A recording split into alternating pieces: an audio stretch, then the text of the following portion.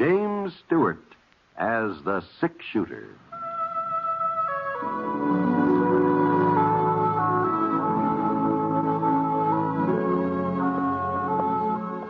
The man in the saddle is angular and long-legged.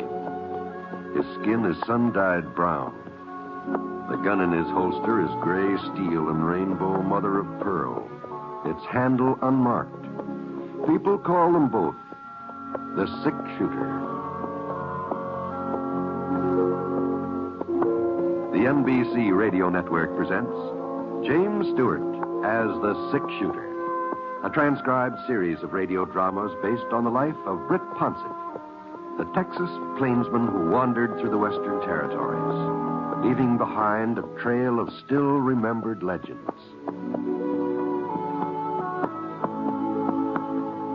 Now, in just a moment, you'll hear Act One of The Six-Shooter. But first, I want to be sure that all of you know that beginning next week, we change our day and time of broadcast. Instead of Sundays, we'll be on the air Thursday evenings. In other words, our next six-shooter program will be broadcast Thursday, April 1st, and every Thursday thereafter. For time of broadcast, please consult the listing in your local newspaper. We hope you like our new Thursday evening time. Now, Act One of The Six-Shooter, starring James Stewart.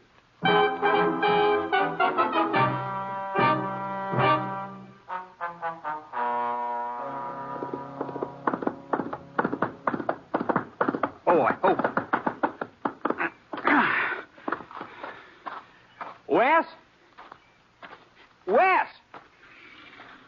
What are you hollering about, Jim Cassidy? I'm looking for Wes, Miss Singer. You know where I can find him? Lockwood, maybe. No, ma'am. He ain't in town this morning. I just come from there. The jail in Lockwood. That's where he might be. Now, Miss Singer, Wes ain't in jail no more. That's all over now. All over? Sure. And nobody's apt to try arresting him again, either. They'll arrest him again, Jim, someday. Don't make no mistake about that. They'll arrest him or they'll kill him. We all gotta go sooner or later, Granny. Oh, Wes, But if I was as close to my time as you are to yours, I wouldn't be talking about killing and dying so much. Your time's closer than you think, Wes. Maybe even closer than mine. Doggone it, Wes. She told me you wasn't even to home. Granny's getting cantankerous in her old age, that's all. Well, what do you want? Nothing special. Nothing special. I just thought maybe you'd like to know Britt Ponset's in Lockwood. Ponset? Yeah. He's staying at the hotel. Well, why didn't you say so before? Well, what's the difference? You wasn't serious the other day. Why, Wes, you couldn't have been. He's the six-shooter. You'll find out whether I was serious or not. I'll be in Lockwood at 4 o'clock this afternoon. Maybe Ponset will be gone now. He won't leave. Not if he hears I'm coming in to pay him a visit.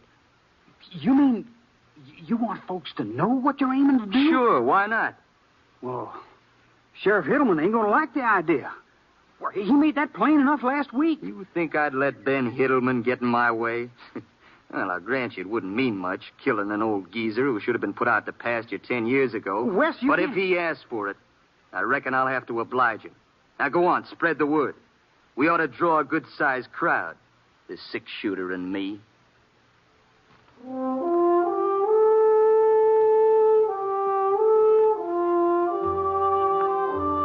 Well, as soon as we'd finished fencing in the last couple of thousand acres on the Tip-Top Ranch, old man Jeffers sent me into Lockwood to get some signs printed up. He wanted everybody to know that he owned the biggest spread in this part of the state, and he figured posting these signs every quarter of a mile or so would do the trick. Of course, the wording had to be just right. He wrote it all down so I wouldn't forget it. Tip-Top Ranch, property of Rex Jeffers. Keep out. This means you. Trespassers will be shot at sight. If you ain't able to read this notice, keep out anyway. Rex Jeffers means what he says. Signed, Rex Jeffers. It's Thursday night when I got into town and the office of the Lockwood Clarion was closed. But first thing Friday morning, I headed over to give Pete Drum the order. Pete was the owner of the Clarion. What in thunder is Rex thinking of, Britt? Folks all know where the tip-top starts in and where it leaves off. Besides, I thought he had a fence around it now. He has, but I guess maybe Rex feels that ain't enough. Oh, 2,000 posters, just so we can see his name in print. All right, I'll do him. But it'll cost him $15. That's my price. $15? Can't be done for a cent less. Paper's expensive, Britt. Well, how soon do you figure you can get at it, Pete? Oh, I don't know. I got me a few more of these auction handbills and all. And then I suppose I can shift over to your order. Yeah, it's a good thing you're coming to town today, Will. Oh? Monday, I start getting ready for next week's paper. That ties me up clear into Thursday morning. And the way things have been happening around here lately. Well, what do you mean, Pete? Now, don't tell me that you ain't heard. No, can't say I have. Well, sir, Lockwood's got a brand new gunfighter. Oh, gunfighter? Just a kid, but he's faster than greased lightning. The first thing you know, Wes Singer will be just about as well known as Sam Bass or Bill Longley or any of the rest of them dead eyes. Wes Singer? 2 killings in less than a month. That's what has got to his credit so far. Mm-hmm. Wyatt Barker. He was the first. Wyatt and Wes got into some kind of a mix-up over to Charlie Jensen's place. Well, sir, Wes beat him to the draw and pumped 4 shots into Wyatt's body before it even hit the floor. You don't say. And afterwards, he just stood around there and he waited for Sheriff Hittleman to take him in for questioning. Why, he acted like he didn't have a worry in the world. And as things worked out, he was right. There wasn't nothing the sheriff could charge him with, seeing as how Wyatt was already drawing his gun when Wes cut loose. Mm-hmm. Oh, guess that's enough of them handbills. Now, yeah. Now, what happened to that paper you gave me, Britt? How's that? Well, you know the wording on it for your postage. Oh, here it is. Right here. Yeah, thank you. Let's see. I suppose Rex Jeffers wants his name in the biggest type I've got. Yeah, I reckon he'd like to have it stand out good and plain. Oh, yes, he would. Well, I guess this'll have to do. It was big enough for Lincoln's assassination. It ought to be big enough for Rex. Anyhow, like I was saying, folks just didn't know what to make of Wes Singer and the way he'd killed Wyatt Barker. They wasn't sure whether it was one of those times when a young fella just sort of flies off the handle and then settles down again afterwards. Or if Wes would take up gunslinging for a whole career. And about 10 days later, they found out. Uh-huh. It was on a Wednesday when he come riding down Main Street again. And we was all kind of curious to see how he'd behave, so some of us sort of moseyed over to Charlie Johnson's place when he went inside. And we'd no more than got there before he was in a mix-up with Todd Apple. That's so. Britt, I tell you, if I hadn't seen it myself, I wouldn't have believed it.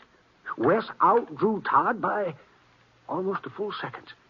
Now, you got to give the devil his due. Wes Singer is a fast man with a 6-shooter. And I ought to know. I've seen the best. I've seen that gun of yours in action, Brett. Well, that was some time ago. Oh, you're still walking around on your hind legs? That's a pretty good sign you ain't completely out of practice. Well, what about the sheriff? Didn't he arrest young Singer after the second shooting? Oh, sure. He arrested him. Take a look at last week's Clarion. Let's see. Oh, it's right there on the counter behind you there. Hmm? Oh, is it Wes Singer acquitted? Jury finds Todd Apple killing was self-defense. Huh. Well, I guess they had to rule it that way since both men was armed, but Sheriff Hittleman, he sure didn't like it. He told Wes the next time he come into town stirring up trouble, he wouldn't be alive for no trial afterwards. Well, Ben Hittleman's a man of his word. Singer ought to know that. Sheriff ain't as young as he used to be, Britt, and he slowed down some these last few years. He slowed down a lot. Well, you take last winter when he went after Jake Gordon. If Jake's gun hadn't jammed, Ben wouldn't be here now. And believe me, Jake couldn't hold a candle to young Singer. No, not a candle. Doggone it, what happened to that other cave? I was sure I had 2 of them. Yeah, speaking of the sheriff, I think maybe I'll wander over and see how he's getting along. His office still around the corner here? Yeah, same place as always. I'll drop back and see you later, please. Okay, Britt. But you take it easy. Well, Lockwood never had been what you might call a real peaceful town. They'd had their share of gunfighters and shootings, no doubt about that. But Ben Hellman, he'd managed to keep things pretty well under control, so I figured he'd find some way of handling this Wes Singer. As I turned the corner, I I got a little glimpse of Ben through the side window at his office. He's putting on his hat, getting ready to go out somewhere. George Pete was right. Ben had aged, even more than I expected. He was carrying some extra weight around his middle, too. Maybe that's what made him look shorter than I remembered him. His mustache had turned to kind of a brownish gray.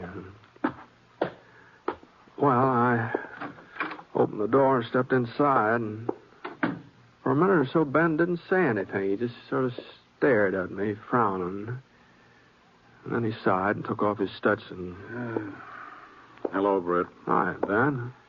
I heard you was in town. I'm just going to start looking for you. Oh, well, I guess I saved you the trouble, huh? Yeah. How long you figure on staying in Lockwood, Britt? Oh, the rest of the day, maybe part of tomorrow. Depends on how fast Pete Drum finishes up some printing he's doing for me. What's the matter? You anxious to get rid of me? No. If you was to run off now, that'd turn him into a holy terror for certain. He'd say you left because you was scared of him. Holding him back after that. Well, now, just what the Sam Hill are you talking about, Ben? You ever hear of a fellow called Wes Singer? Lives out east of town? Yeah. Pete was just telling me about him. Well, it seems he's spoiling for a gunfight with you. With me? Yes. Why, I never laid eyes on the man in my life. Well, he knows you, at least by reputation. Oh. He got to shooting off his mouth the other day, telling some of his pals how he could out-trigger any man in the state. One of the boys who was listening brung up your name, said he'd bet you could teach Wes a few things about slapping leather. I see. Of course, Wes had to back up his bragging. He told him if you was ever to come around Lockwood, he'd show him who was the best shot. He'd show everybody. Oh, well, I imagine that's just so much talk. At the time, maybe. But you're in town now. And if Wes don't do something about it, well, he ain't going to look like much. Besides, you're kind of a tempting target, Britt. Well, what are you talking about, Ben? You're the six-shooter, aren't you? Any young gunfighter who put a bullet into you, well, that'd give him a real claim to fame. Oh, well, it's crazy, Ben. He doesn't have any cause to pick a fight with me. They're all crazy, Britt. Gunslingers like Wes. The idea of getting killed themselves, it don't even enter their heads. If it did, they wouldn't be gunslingers. Well, you better get over to the hotel. The word is Singer will get to town around 4 o'clock. I want you out of the way until I've finished with him. Until you finish with him? I warned him the next time he come into Lockwood on the prod, he'd have to answer to me. Oh. You going to shoot it out with him? If I have to. You sure you can handle him, Ben? Of course I can. No, Britt. No, I ain't sure. He's young. He's awful fast. Yeah, that's what Pete said. But I gotta try. If it turns out that I ain't still man enough, well, I always knew that sooner or later one of them would come along who was younger and faster. Now, listen, Ben, he's gunning for me, not you. That ain't the point, Britt. I'm the one who laid down the law. Told him what I'd do if he ever tried to pull off another shooting spree. Sure, I know. So it's my job to stop him. Oh, you might be a better match for Wes. I don't deny that. And if he should get past me, not that he will, you understand, but if he should, well, then... Yeah? But I just couldn't step back and let you take him on first. Why, folks would never pay no heed to me afterward. They'd say I'd talk big to Wes, but it was your gun he'd listen to. You see my point, don't you? Yeah. Yeah, I see your point, Ben.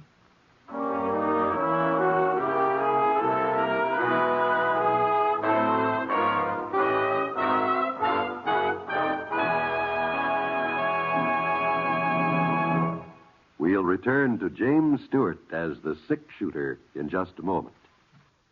Be sure you're tuned to NBC Radio Thursday evening, March 25th, for the Academy Awards. At that time, you'll hear the entire Academy Award ceremonies direct from the Hollywood Pantages Theater, where the finest artists in the motion picture industry will be assembled. Donald O'Connor will be your host, and during the evening, some 25 Academy Award Oscars will be handed to their new owners. It's Hollywood's most thrilling night of the year, jam-packed with glamour from beginning to end. And you can hear every moment of it when you tune to NBC. Right now, of course, the names of the Oscar winners are a highly guarded secret. A secret that any number of Hollywood actors, actresses, writers, musicians, and directors would love to know. Remember, it's a date with NBC Radio this coming Thursday evening. And that means be tuned to the station to which you're now listening for the Motion Picture Academy Award ceremonies directly from the stage of the Hollywood Pantages Theater.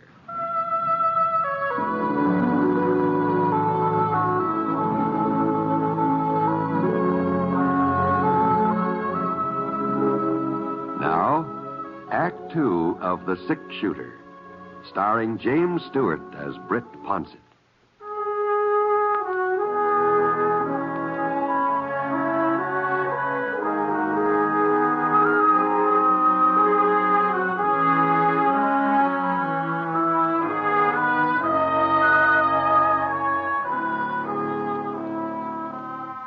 You sure couldn't blame Ben for feeling the way he did. He was the sheriff, and if Wes Singer came into Lockwood bound and determined to have another gunfight, well, Ben would just have to take a stand, that's all. And I sure didn't like the idea. A young fella I'd never even met up with was gunning for me, and somebody else was going to try to hold him off. No, that just didn't... Not that I was anxious to get mixed up with him or anything, but well... Anyway, as long as Ben had made up his mind, there wasn't much I could do about it one way or the other, at least for the time being. So I moseyed over to the hotel.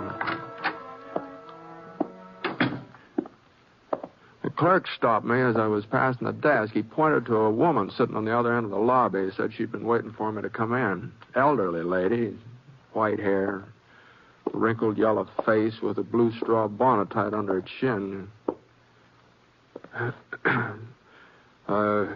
Ma'am, Yes? my name's Ponset, ma'am. Britt Ponset. Oh. Would you mind sitting down here, Mr. Ponset? Sure. It's about Wes. Oh, yes. Wes Singer, that is. I'm his grandma. I see. Uh-huh. You know what he aims to do this afternoon, Mr. Ponset? Well, I'd heard some talk about it, yes, ma'am. It ain't just talk. He means it. He means to kill you. No, don't get too upset about him, Miss Singer. There's probably won't be any trouble between me and Wes. What do you mean? Well, Sheriff Heddleman will be waiting for him, and if Wes starts anything, he'll more likely land in jail. There ain't no jail could hold him anymore. And Ben Hittleman won't be able to arrest him again, neither. He'll shoot Ben without batting an eye. You see, I'm afraid I don't understand you, Miss Singer. I figured you were worried about Wes. I thought that's why you wanted to talk to me. Worried about him? Well, I'm worried about all the men he's going to murder if somebody don't stop him. Men like Wyatt Barker and Todd Apple. Ben Hittleman, he'll be next. Uh-huh. Well, just what is it you want from me, Mrs. Singer? I want you to kill Wes. I want you to shoot him down like you'd shoot down a mad dog. You're the six-shooter. You're the only one who'd have a chance against him. Well, now, Sheriff Hittleman's the law in this town, Miss Singer. It ain't up to me. Law? What kind of law is it that turned Wes loose after his other killings? He ain't fit to live, Mr. Ponset. Maybe it's my fault he turned out the way he did. Maybe if his ma and pa had been here to raise him. But they wasn't. I done my best. Of course you did, Miss Singer. Of course. He couldn't have been born mean. The meanness wasn't in his blood. I don't know how it got into him. Uh-huh. Well, sometimes it's pretty hard to explain a thing like that. There's only one way he can end up. He'll be killed sooner or later. I'd even thought about doing it myself. Maybe it's my duty. No, you shouldn't be talking like this, ma'am. You've got to kill him, Mr. Ponset, today, this afternoon, before anybody else's blood is on his hands. Well, now, I understand how you feel, Miss Singer, but my trying to kill Wes wouldn't... I just don't see how that'd be the answer. Then what is the answer? I've racked my brain, asked God's help, done everything I could think of. What is the answer? Well, I'm sorry, ma'am. I'm afraid I just don't know.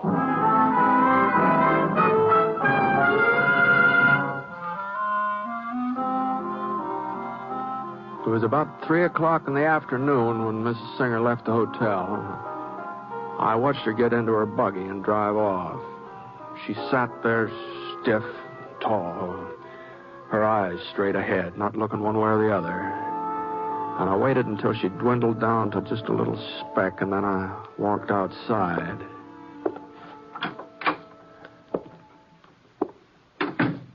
There was a kind of a stillness in the air, like on a hot summer day just before a thunderstorm. Town was practically deserted. Nobody was in the stores, nobody in the street. Nobody but Ben Hiddleman. Britt, I told you to keep out of sight. Yeah, I know, Ben. Now, you get back to the hotel before it's too late. I'm not waiting in the hotel, Ben. What? No, I made up my mind. I've decided to take a little ride this afternoon. A ride? What are you talking about? Well, I thought maybe I'd head over that way, toward those hills over there. And run right into West Singer? Well, I suppose we might meet up if he's coming in that direction. You know darn well he's coming from that direction. I told you he lives east of town. Now that I think of it, I guess you did, yeah. Well, I'll be seeing you. Now, you listen to me, Britt. Now, I have listened to you, and I see your point, Ben. If there's a gunfight here in Lockwood, or if it looks like there's going to be one, well, it's up to you to do something about it. Well, ain't that what I've been telling you? Sure, yeah. But on the other hand, whatever happens outside of town, beyond the city limits, that is, well, I don't see that that's any of your business. Officially, no, but... Well? Britt, I won't let you do it. I know what'll happen between you and Singer. If you do get the draw on him, you'll hold off. You won't kill him. But if he gets the draw on you... So long, Ben. Britt!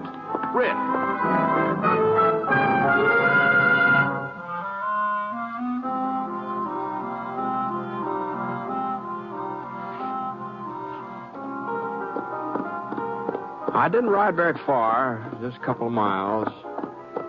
Then I reined up near a clump of spruce. Whoa, boy. Whoa, Scar.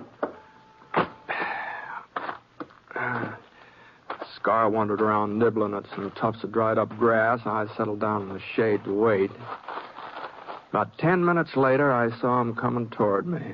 Not hurrying, just plodding along, slow, easy like.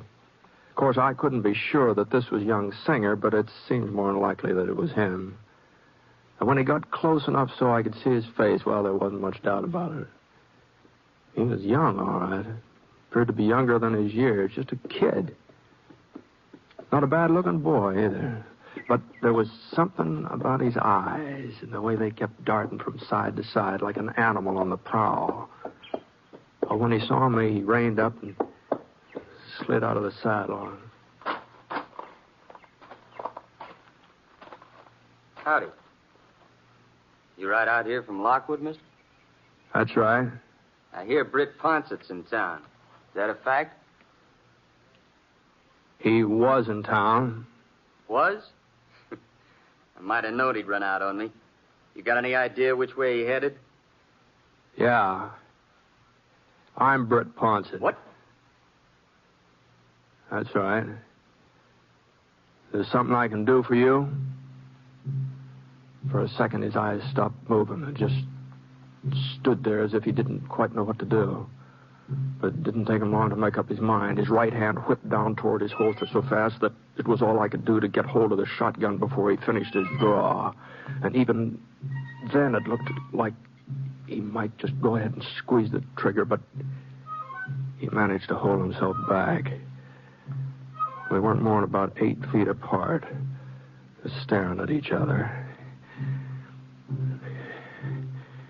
His revolver aimed right at my face, and the shotgun I'd borrowed from Pete Drum pointing straight at his belly. What are you trying to pull, mister? How's that? That shotgun. What's the matter with your six-shooter? Nothing. Nothing at all. All right, go ahead. You've been telling everybody around town you're going to kill me. All right, go ahead. You couldn't miss me. Go on, you couldn't miss me, not at this range. Sure, but... But I'd still be able to let go with a blast, too, you know. Is that what you're worried about, Wes? And I guess it'd tear a pretty big hole through you. I ain't afraid. You think I'm a coward, don't you? I'll tell you one thing, I think. You know, you never faced up to the fact that you might get killed in one of these gunfights of yours. As long as you got off the first shot, you figured the worst the other fella could do was just to nick you, if he was lucky. All right. Now, you can get off the first shot now. But if you do, I don't need to be able to aim this shotgun. I just couldn't help hitting you. You're loco, Ponset. We'd both be dead. Yeah. Well? You can't expect a man to commit suicide. All right, I'm waiting, Singer. You know there's no way to... You know I don't dare... That's right. But what do you expect me to do? I expect you to put your gun away and get out of here.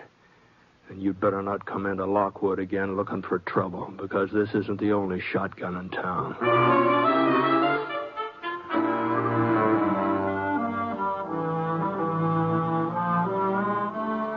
Well, after a minute or so, he turned and he climbed on his horse. And I don't know for sure what happened to him after that. I heard that he moved on farther west and finally got into a gunfight with somebody who outdrew him. I guess it was bound to happen, of course. I just don't understand what gets into a fellow like him.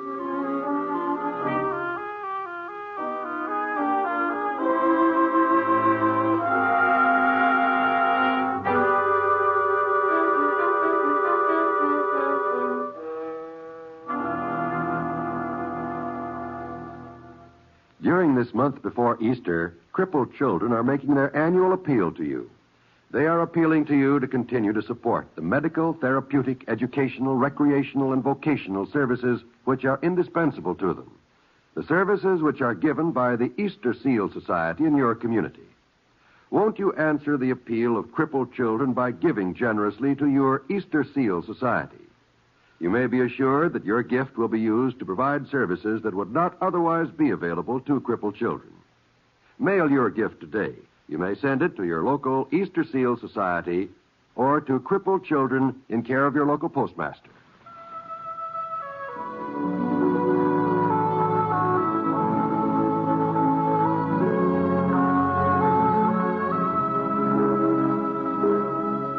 The Six Shooter is a transcribed NBC Radio Network production in association with Review Productions. It is based on a character created by Frank Burt and is written by him.